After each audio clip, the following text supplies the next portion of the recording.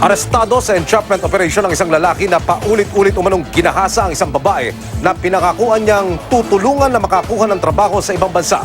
May live report si John Consulta. John. Emil, arestado sa isang entrapment operation ng NBI AOTCD ang isang suspect sa pangagahasa at panininlang sa isang babaeng applicant sana sa isang trabaho abroad. Nang magkita ng complainant at target ng operasyon sa fast food na ito sa Cubao, hindi sila tinantala ng mga undercover agent ng NBI AOTCD. Nang makuha na ang hudyat, sumalakay ng mga tauhan ng NBI at pinasok ang motel kung saan dinala ang biktima. Hindi na nakapalag ang target na si Ricardo Arquero ng posasa ng mga ahente. Pagdating sa NBI, kaliwat ka ng sampalaman ang inabot ng suspect sa biktima na nanginginig pa sa matinding galit.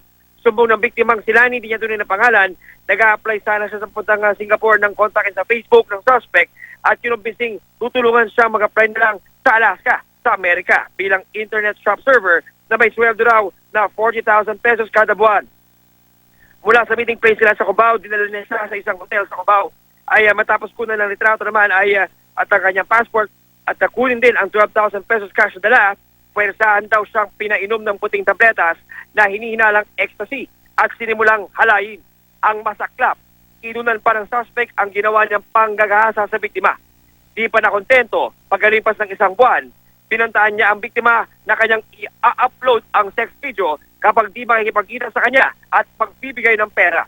So tuwing magkikita sila ng suspect, ay dinadala daw siya sa hotel at binibidyohan habang ginagahasa.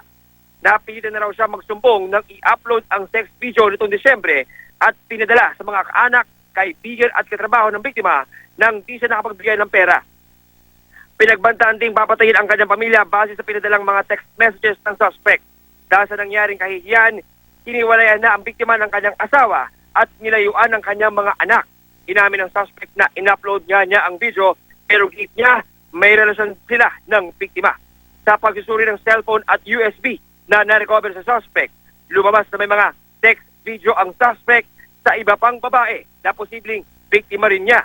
Ayon kay Special Investigator for Darwin Francisco, sasampahan si Arquero ng reklamong illegal recruitment, 6 counts ng rape, anti-voyeurism, extortion at estafa.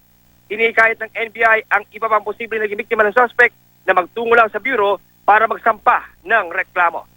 Yaman na rin mula sa NBI, balik sa iyo, Amy. John, samantalahin ko lamang yung pagkakataon bago na aresto ng mga ahente ng National Bureau of Investigation yung suspect. Sa pamamagitan nga niyang entrapment operation na yan, paano yung naging deal sa pagitan ng suspect at ng biktima? Magkano yung hinihingi? Saan dapat gagawin yung abutan? Baka pwede mong maipaliwanag lang na maikse, John, please.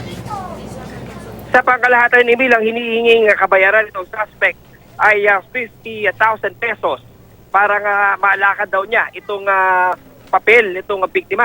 Ang problema nga lang, Emil, no, yung unang pagkikita ay 12,000 lamang ang dalang nitong biktima.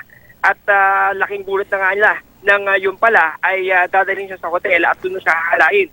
Ang naging problema, Emil, habang tumatagal ay patuloy na humihingi itong suspect at hindi pa rin niya binibitawan yung kanyang kwento na nilalaka daw niya itong papel ng biktima para siya makalipad na puntang Alaska. At sa pangkalahatan na Emil, umabot na sa mahigit 50,000 itong naibigay daw ng victim dito sa suspect. Kanina, ang dapat iaabot ay 4,700 pesos.